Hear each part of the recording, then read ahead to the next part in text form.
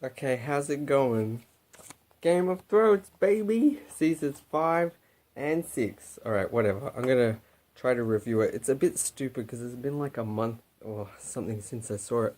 I actually watched all seasons 1 to 6 very rapidly in about a month or so. I really liked this show, Game of Thrones. I was very satisfied. Especially it just keeps you coming back, not just with cliffhangers, but with but that sort of thing where you're just really interested in where is this storyline going. So I feel like there's a lot to talk about. I might start with let's say Tyrion. So I think at the end of season 4, I gotta remember now.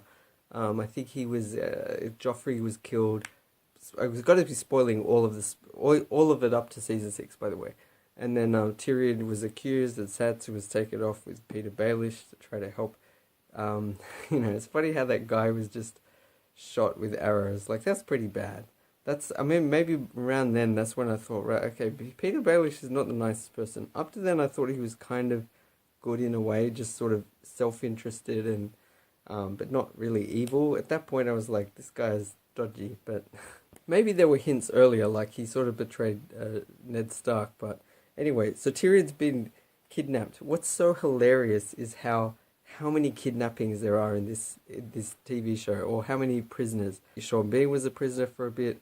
Tyrion was a prisoner around season 1. Caitlin Stark took you, but then he's on this cliff, and there's like a big, like, this big sort of, how do I describe this? Like a stone wall, just huge, just this sort of window, and there's a huge fall to his death right there. That's his prison cell, like the side of, I don't know how to describe it. Tyrion was later a prisoner again, having been accused of killing Joffrey. Sansa was basically a prisoner with Joffrey. The Lannisters. Jaime Lannister was a prisoner for ages, along with Brienne of Tarth. In fact, that was funny because Brienne was taking him, because he was the prisoner, and then they both get caught, and they're like prisoners within prisoners. And that's what happens with Tyrion. He's traveling with Varys, and then he gets caught by, what Sir is it? Hang on. I think Sir Jorah Mormont. I actually tested myself. I think I know about 40, nearly 50 names from this show, and I'm not always great with names. That's how good the characters are, that you could easily remember that many, and there's a lot more. And that's 50 characters that are pretty important overall, that have decent screen time. But yeah, as Tyrion and Jorah are then caught again. It's like prisoners within prisoners. There's so many. Daenerys is basically a prisoner of the Dothraki in the first season, sort of. She's the queen, but like she kind of then forces a bit of a change of the balance of power. And later on, she becomes a prisoner of the Dothraki again. Actually, I should comment on that. This is a bit of there's a difference between echoes and repetition. Just like The Force Awakens is just an awful, lame rip-off of Star Wars. It's just the original one from '77. Just a complete piece of crap, I think. Um, Similarly, I think Daenerys getting caught by the Dothraki again, or being with them again, I just thought was silly. This is the biggest problem, I think, with seasons 5 and 6. Although I think they're very good overall, is how long some of the storylines take. So like with Bran, it takes too long. Like it gets exciting and then it just doesn't. I might jump to that actually. Who are those little tree people or leaf people? I don't know who they are or how many there are. Are they little girls or are they fully developed? And are they only female or are they males as well? Is there more of them? Like the show doesn't. I'm fascinated. The first time I saw them, and they like seem to have this magical firebomb thing. Like, where do they make that, or is that them infusing it with power? Like, is it coming from them? I don't understand. None of those questions are asked or answered in the show, and it's very frustrating to me. And then he finds like a guy in a tree who then teaches him stuff, and it's like, oh, you'll never walk again, but you will fly, and it's like, oh, that's cool. And it's just takes too long, and then it's a bit like Harry Potter, where Harry Potter's going back with Dumbledore looking at visions. They're just looking at like random visions. It doesn't always seem significant. Some of it seems significant, like when you find out about Jon Snow's real parents, and that's really powerful. I didn't really understand it. I had to look it up online, but it's now, oh, that's pretty epic, pretty cool. It's one of the stupidest, lamest things though that I think where Max von Sydow's asleep, and then Bran is just tempted to go over and touch the tree and do a vision thing.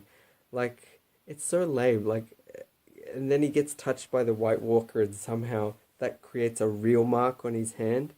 You know, it's a bit like Nightmare on Elm Street. Somehow the dreams are able to affect you in real life. It's a bit unclear what the rules are. And then the guy, in fact, Max von Sydow is not particularly surprised. You know, he sort of says, oh, now they can get access to this place. And it's like, why wouldn't you give Bran some clearer rules? Like, before we play this game and look at visions, like, why don't we just discuss what's going on here? And instead of Bran being, like, impatient all the time, like, why not just sort of understand this is amazing that we get to go into these visions and explore the past. And again, why not go to some more interesting things? Like, go way back in the past and view some of the major things in history. Like, rather than just random things with, like, Hodor's just standing around as a kid and, like, people are just, I don't know. It's, and yeah, the White Walker touched him, like, since when was that a rule that that could happen? And it's just too convenient. And then I didn't understand, like, that, so they know the White Walkers are coming to get them. And then so they decide to go into a vision again, and then the White Walkers arrive, and then the little tree girls are trying to stop the White Walkers or whatever, create a bit of fire, which they just walk right past, some of them. And, well, I guess there's the White Walkers, and there's also the Wraiths, or the Undead, whatever they are, I don't know. They've all got blue eyes, so whatever. A bit like me, I've got blue eyes, if you could ever see them. But yeah, so the White Walkers are coming, and the Bran and the other guy are like, whatever, doing the, I can't do the eye thing. I think I'm just crossing my eyes. They're doing the vision thing. I'm like, why are you doing the vision thing? Why didn't you clear out? Or why didn't you get ready? Do something. Set up some traps like Home Alone, like Kevin McAllister. Like, you're just sitting there, and then they're like, the tree people are trying to help them and run. And then Hodor, of course, has to, like, carry Bran. And I didn't understand that. I didn't even understand what vision is Bran looking at. And also, who was controlling Hodor? Because I thought Bran was capable. That's the other thing. Earlier parts where he managed to control Hodor, why didn't he practice that? That's an amazing skill. He's always so like, oh, like, it just seems negative. Like, be patient. Patient, like, you know, just relax, have an apple while you're waiting, have a break. You don't want to spend too... It's also funny that Max von Sydow talks about the, you know, you can't be completely in there. It's like, what's so great about his reality? Like, why does he need to connect to reality when he's a tree? You know, he's just sitting in a tree. Wouldn't his body atrophy? The same with Bran if he never gets any exercise. I understand that might happen to the legs. It just could sort of happen, but the upper body, if he doesn't use it. But yeah, because in that vision, Bran was still there. So I thought Bran was in the vision. So who was controlling Hodor? Because I thought Bran took over control. Was it modern day Hodor, or was it the old Hodor somehow went through, like, the young Hodor went through the that dream thing and simulation and went into the big body of Hodor, went along, and then they're saying, hold the door, hold the door, hold the door, hold door, hold door, hold door. It's a kind of creative, but I don't think it's that amazing. I mean, you could take a lot of phrases, like, kill the chicken, kill chicken, killin'. You know, killin' could be a name, or kickin', something. You know, you take any phrase, you take the first and last syllables, you could make a name. It's not that amazing. I don't know where Hodor came from. If it was, the name was, I don't know if it's in the books, basically.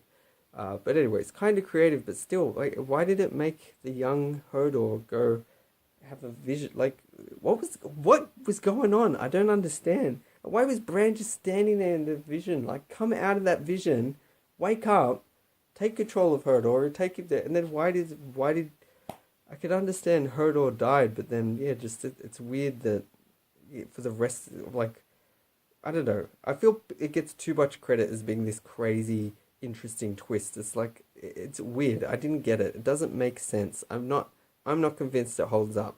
What was going on there? Who was controlling Hodor? That's my main question.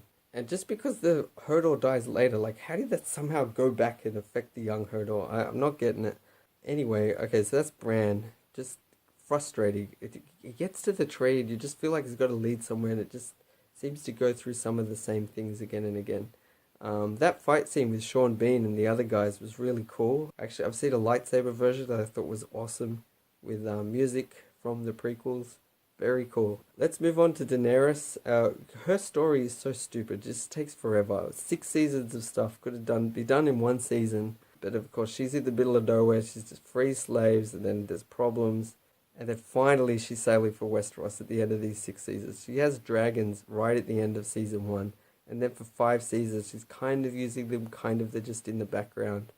And then finally, they get used a bit more here. I didn't know why she didn't do it earlier. Like when those ships arrive, she's taking too much time talking and doing stuff. She needed to take the dragons and just start breathing fire on them. Time is of the essence. No one has urgency in TV shows and movies. It drives me nuts. It's just so stupid. You know, imagine the number of people dying every second she delays using the dragons to go over and attack. And meanwhile, people get so upset anytime there's anything happens and 2 people are killed in some kind of tragic incident. It's like, and then in other cases, you could save hundreds of lives or more, and you don't do anything, you know? Okay, let's talk about Arya. I don't know what's going on with, like, what she was doing, the training. I like training. I like that guy at first, a girl has done well. He's always talking, I guess. Is that the third person? I can't even think, you know? A man is impressed, a girl is not ready. It's not clear what her training was, and that... Is it called a waif? That other girl was like, I hated her. She was so annoying. You know, and this, I hate the philosophy or this idea that training is always about pain and failing. It just, not even giving someone a chance. Like, just take it easy. You know, Magnus Carlsen didn't become a great chess player by, you know, making a move and then his master slapped him on the face and knocked the chessboard over.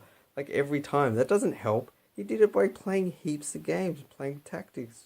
I don't know what he did. Playing games, reading books, learning from other people, analyzing, thinking, you know.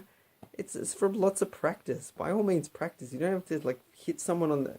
So they whip her at times. Like, what's your name? Arya. Psh. Well, I don't have a name. Psh. No, you're lying. And it's not clear how this guy knows she's lying. And she's making up stories and stuff. It wasn't... I didn't really get... I'm not a big fan of that method of training, just with the violence. And then, yeah, when she goes blind, and it's like, wait, is that some weird punishment? And I'm also skeptical about, is this God exist? There seems to be a real supernatural power, but is it the God, or is it this guy has magical powers? And what are they... It's like Mission Impossible. Are they actually physically attaching a mask? You know, and of course the body... It's not consistent. There's one part where it's an old lady, and it turns out it's the waif. I saw it coming. She stabs Arya a few times. It's like, how do you survive that? Some other lady patches her up. I think that was pretty far-fetched.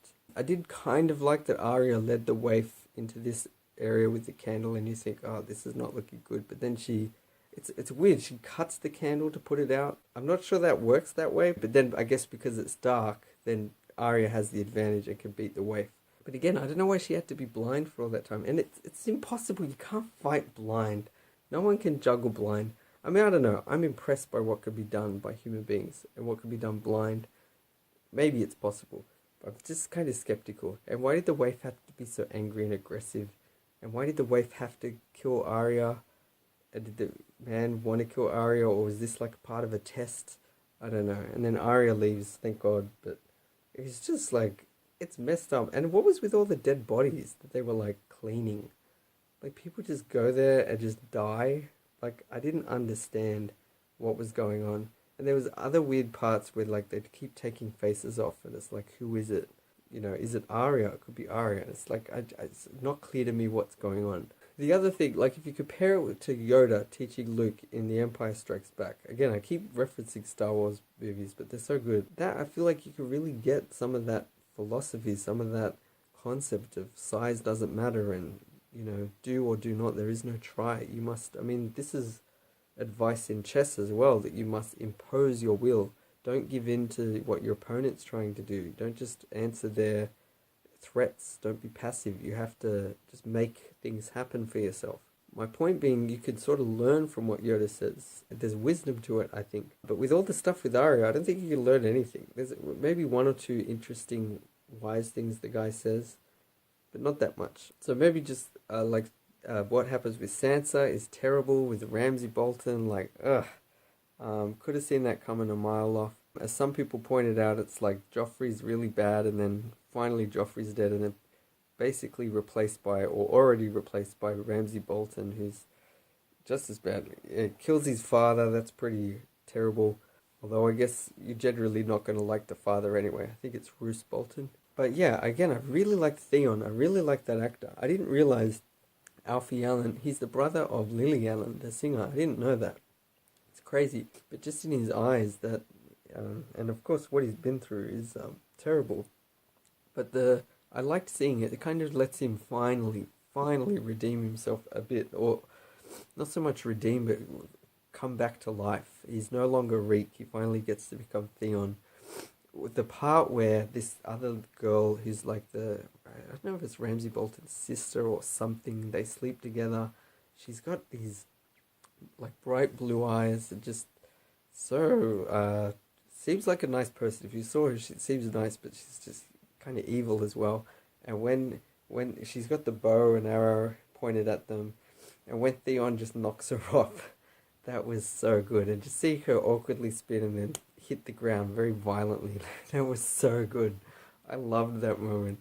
I wanted to rewatch it again and again. Finally, to see someone like Reek or Theon have a little bit of self-esteem for once. And then when he and Sansa jumped off, I thought they were dead. I thought they were committing a suicide, but I guess they landed in the snow and survived. I was so satisfied that they managed to run away. I was worried they'd get hurt again. And it's funny, the show seems very realistic, but then at times it does have those little sort of moments that are kind of climactic and seem a bit cliche, like the fact that Brienne's watching to see if the candle gets lit, and finally Sansa lights it, and Brienne left just before that.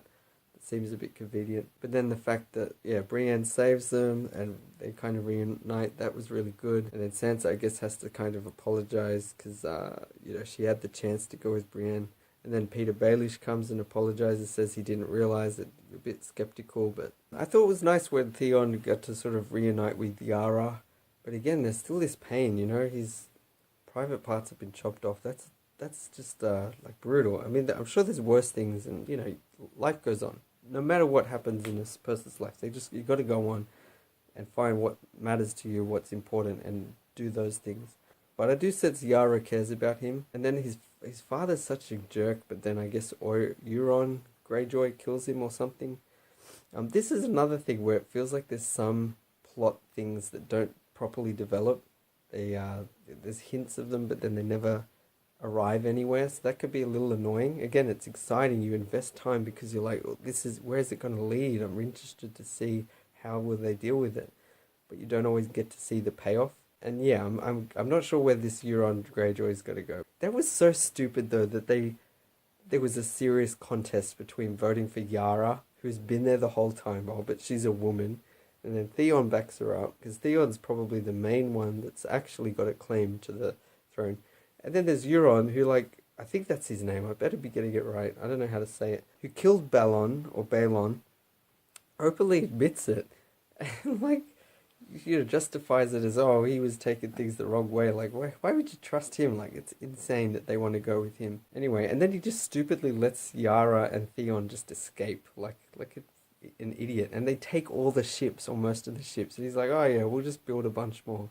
It's hilarious. And I thought it was cool that Theon and Yara are sort of joining up with Daenerys, who's finally going to Westeros. Okay, what else? It was interesting that, I get the names confused, Gregor Clegane or Sandor, the Hound, that he's alive. I thought that was actually kind of cool. You assume he's dead, but I guess, it didn't show him die. He's a tough guy. Somehow he survived. Fair enough. And he's, cutting things with an axe, and then this religious group ends up getting killed, and then there's a bit of chance for redemption for Gregor. And people keep talking about this Clegane Bowl, that there's going to be a big fight between the two brothers. I think that would be really cool. I think it'd be crazy if the show didn't have that at some point. It seems like it's got to happen at some point. And I would say I'm going for the Hound, but you want it to be a big, tough battle. And with this kind of show, you never know. It could go either way. I thought some of the stuff, just completely jumping across, Tyrion with Daenerys in that area, some of the scenes were awkward, I thought, between Tyrion and the other two the Missandei and the Unsullied, where they kind of try to tell jokes and it's just slow and awkward. It feels more like a modern sitcom than Game of Thrones. I just thought it was unnecessary. It has too much of a modern sensibility. It doesn't fit in. I didn't like that. I just think there's too many interesting and important plot things going on to waste time with that. Just get on with it. Have a real issue or a real thing going on. If there's other characters that kind of just blank, if you're not going to develop them, fine. Just focus on Tyrion. He's interesting. Make the others have a point of view. Don't make them kind of just dull and they sit there and they don't have opinions on things. I don't know. I didn't get that. I actually did enjoy the stuff at where's the place? Lady Olenna goes there. It's where those three girls are, the assassins, and Sir Bronn and Jaime Lannister go there to try to get to rescue what's her name? Cersei's daughter. I forget her name, but she's been married off.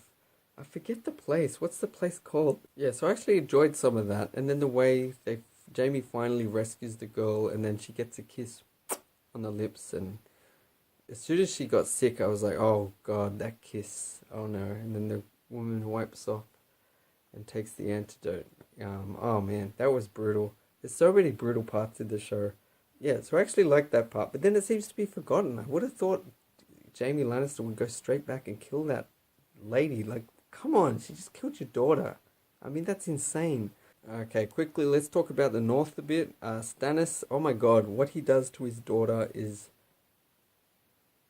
terrible. Like, I can't imagine. That scene was so hard to watch with the girl.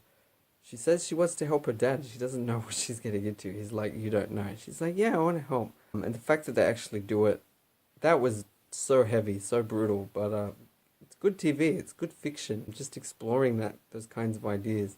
And it's an interesting moral question. What if sacrificing this young girl somehow helps something really good happen that's good in the long run and helps save lots of other young girls? Like, it's an interesting moral question. But here there was no justification. Like, it ended up, you've got some witch telling you to do it.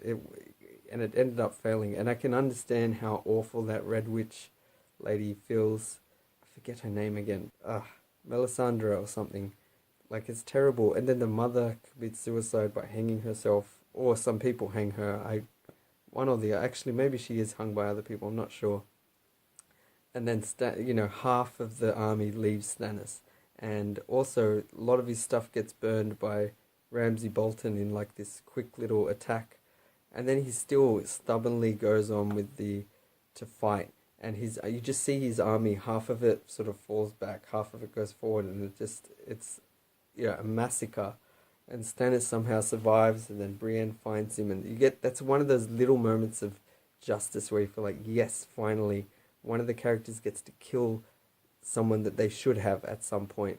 Revenge for Renly Baratheon, who Stannis assassinated with the weird shadow ghost that they never use again. I don't understand that.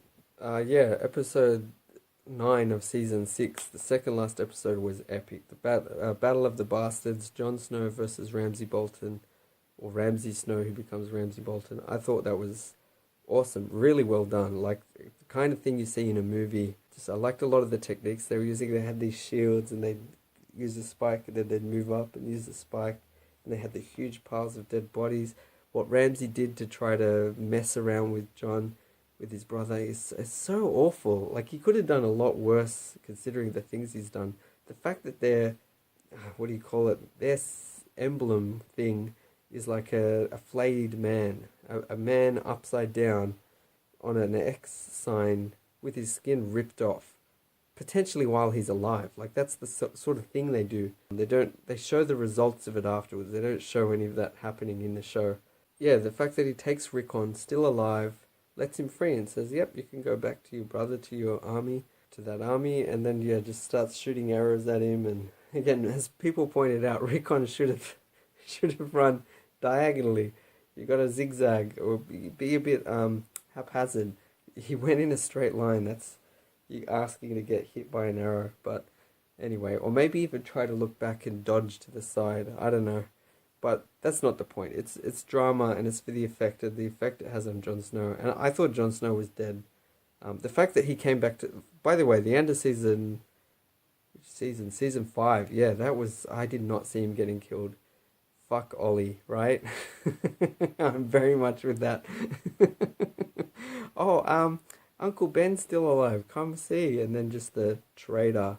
My heart sank. I was like, oh my God. I had the worst feeling just in your gut. Like, you feel sick. Like, oh my God. And then they just, for the watch, stab him one at a time and just, holy moly. And he's just there bleeding. And you're like, oh, Game of Thrones, welcome. But they'd set up Jon Snow for so long. It's the same with Daenerys. It's like, you can't do it now. You've committed. Or Tyrion. It's got to be, that would be so devastating. They're the main ones. Cersei, Jaime, some of them. Cersei would be great, but at the right point. The fact that my mum didn't say anything. She was very smart because I said, oh, Jon Snow died. And she was like, oh yeah, that was very tough. And she knew that he comes back to life. But then, yeah, when I saw that, that was such a relief because I really do like that character. Jon Snow's very cool. But yeah, I thought he wasn't going to die because he's caught up to Rickon and Rickon's died right in front of him, right in his hands. And then the army's coming and then just thought he was done for. But then the other army catches up and they clash and he just manages to survive. It captures the chaos really well and he's just there and you sort of feel... I like it when characters have more urgency, but I could understand his situation. He's just kind of dazed, just trying to survive and hit a few people. It's just so well directed. There's so much going on, and great things, great movies and stuff. They do amazing things, and you don't even get a chance to think how it was done. You're just in there. It's spectacle, and it does that really well. Yeah. Anyway, skipping ahead, the confrontation. Oh, and just see the giant fight as well. All of it was awesome. The confrontation with Ramsay I thought was really well done as well. The way he uses the shield, he just sort of does it himself. He could order his people to shoot Ramsay. Again, things seems a bit risky, but I guess it feels cool and poetic that he's able to block the arrows himself and then just bash Ramsay, bash him up. You feel so satisfied. I felt like he should have done more, and then letting Sansa have that very appropriate punishment of having Ramsay sit tied up and just let his dogs out and they haven't eaten for a week and don't worry, they won't eat you, they're loyal. It reminds me of the Joker, let's see how loyal a hungry dog is, something like that. And then that's one of those cases where you actually enjoy the gore, where you can see the dog just bite. You're like, yes, you're like, your eyes are wide open. When it's someone you hate that much or you think they're evil or they deserve it, you're happy to watch that kind of violence. Also going back, I liked where Jon Snow became the the commander. I thought that was so cool, the way they vote with the weird shapes, and it's like, how did the blind guy know which one? What if he put it in the wrong one? That would be hilarious. But the fact that and also they didn't seem to count them. Like, what if some are a bit thicker than others? Like, I don't know if they take that into account. But the fact that he won and Sam suggested him, that was really cool. Yeah, that was nice. And then, yeah, the tragedy of him then getting killed just soon after was hard to take at the time. Another one of my favorite actors in the show is Liam Cunningham, I think. Liam Cunningham. Sir Davos. He's so cool. And just the way he really cares about the little girl. He gives her like a toy, just sort of make up, because I think he had another a son or something that he maybe had passed away, I'm not sure. But he really cares about her, and then later he finds the ashes of that toy and then throws it at Melisandre and, accuses her, and just that's one of the most powerful scenes. You feel it, this grown man sort of crying, feeling emotional. Not crying, but you just sort of, yeah, he loved that girl. He cared about her as if she was his own. Yeah, it's that part's very powerful. And then the way Jon Snow kind of decides to exile her, it's interesting. Not kill her. It's a bit like The Lion King, go away and never return. Now, I'm not 100%, that girl, I think she's Lady Mormont or something. I think she's related to Jorah and another guy. That girl, she's like 11 and she's the hardest, like, toughest, coolest character ever. Because I remember Jon Snow's trying to talk to her, and she's so tough as nails, and she's in charge. She asks these two men for advice, and then she makes decisions. She was so cool. Then she eventually decides to help House Stark, and she only has 63 people, 63 soldiers. It's like, helps. It's always good, but and she was so tough. I just felt like she could have just taken down Ramsay by herself. Just could have stared down that army, and they'd be like, "Oh, okay, we give in." I don't know how to describe it. It was so cool. I keep jumping around. Something I got to talk about is the last episode of season 6. I thought it was one of the best episodes, possibly the best episode of the entire show. I hated these Sept guys, these religious Jonathan Pryce, Lancel Lannister, who had sort of turned into this religious zealot or whatever. What they did to Marjorie and Sir Loras. Is it Loras? There's so many people. I think that's right. The Tyrells, sort of, well, yeah, and it's funny because Cersei gave power to them and then regretted it. Well, like she rubbed it into Marjorie's face when she got put into prison, but then when Cersei got in trouble and was put in prison, oh, this shame, confess. Oh, I hated that woman. And then pours the water on the ground, and then Cersei licks it up because she's got no choice. And then the walk of shame, that was pretty crazy. It's funny that it wasn't Cersei's body, like apparently it was another woman's body. I don't know how they do that. Like special effects these days, you could just digitally put anyone's face.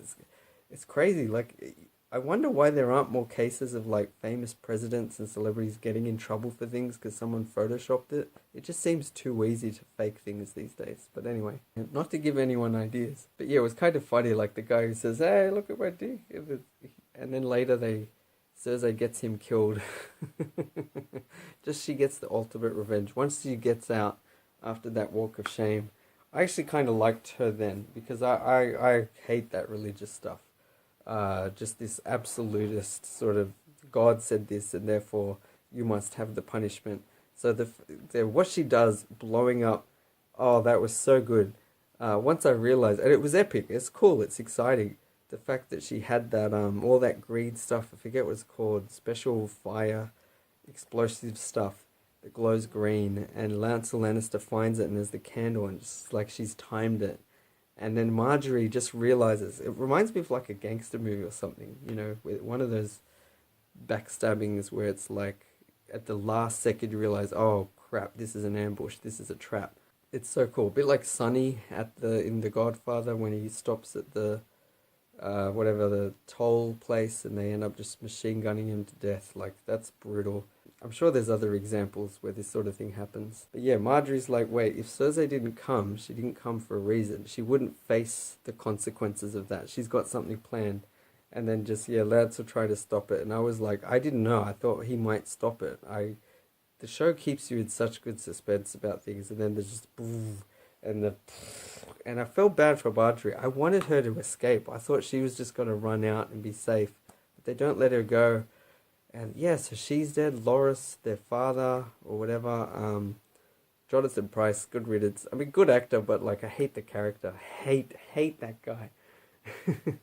With his stupid bare feet and, and then, oh, it's so good that Cersei gets that woman and, ties her down and then the mountain's going to have fun with her and shame and, wants her to confess that you enjoyed all that basically torture that she did to Cersei.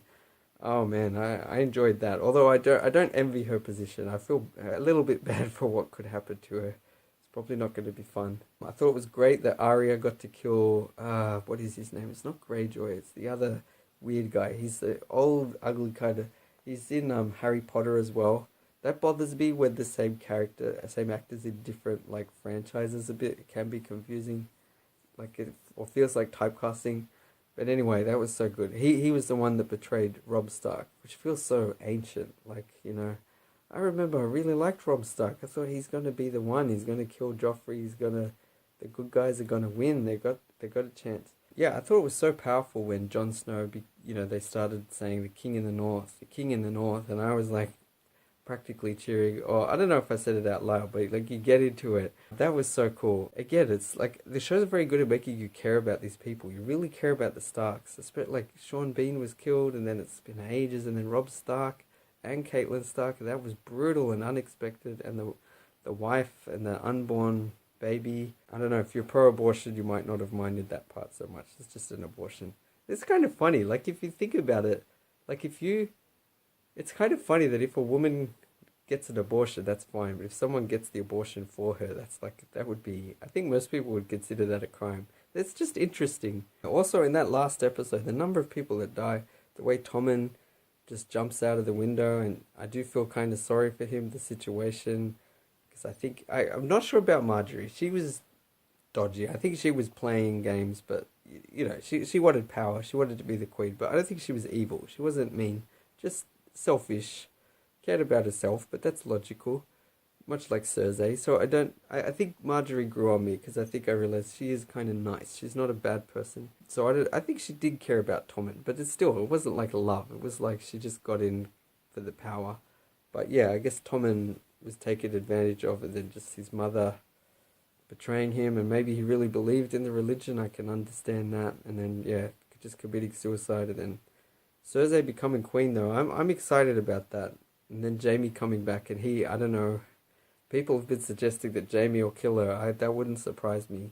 There seems to be a bit of a logical tension there now between them. So it is kind of funny. I think Jaime's become one of the good guys. You know, he's over time really become maybe more mature through meeting Brienne. Some of the things he goes through, losing his hand. He helps Tyrion. He almost reminds me a bit of Han Solo. It's like he's kind of in it for himself, but then over time it's like he's grown. He's got that capacity to care about others, and he grows up. Yeah, like Han Solo throughout the Star Wars original films. That moment where Daenerys, this is totally different, she names Tyrion as her hand, or whatever it is. Is it just the hand? I can't even think, but like she gives him an official position. I just thought that really affected me. That was actually one of the things that maybe brought me closest to tears. I never cried, by the way, in the show. I mean, come on, I'm a guy. I don't cry. um, no, but that really affected me because I just thought you could see it how it affects him. That's the first time, or pretty much, I think, like the first time he's actually been recognized and earned something and been given something because he was good at it. You know, being a dwarf or whatever, maybe that's relevant, maybe it's not. What's relevant is his parents, you know, didn't really seem to value him for who he was or give him a chance. You know, when he was born, his mum died and his sister blamed that on him. Apparently there's a story where she like grabbed his private parts or something when he was a baby or small, and like, you know, she wanted to kill him or something like that. I don't know. So yeah, I'm excited because I think the people that make this show for HBO is so uncompromising. They'll give money to these kind of quality shows. I'm excited to see what they do. 2 seasons left, shorter seasons. I have some confidence that they can make a good story without hopefully losing the grandeur of the world that George R. Martin created. I don't know if they could tie up all the loose ends, but I mean, that last episode of season 6 I thought was fantastic, like really, really amazing. So yeah, one last thing. It's so hilarious that finally, winter has come. It's not coming, it's come. Took like 5 or 6 seasons. Yeah, I'm super excited for seasons 7 and 8. I might wait till they've finished and then watch them on Blu-ray. That's my preference. But anyway, thanks for watching. If you watched, bye.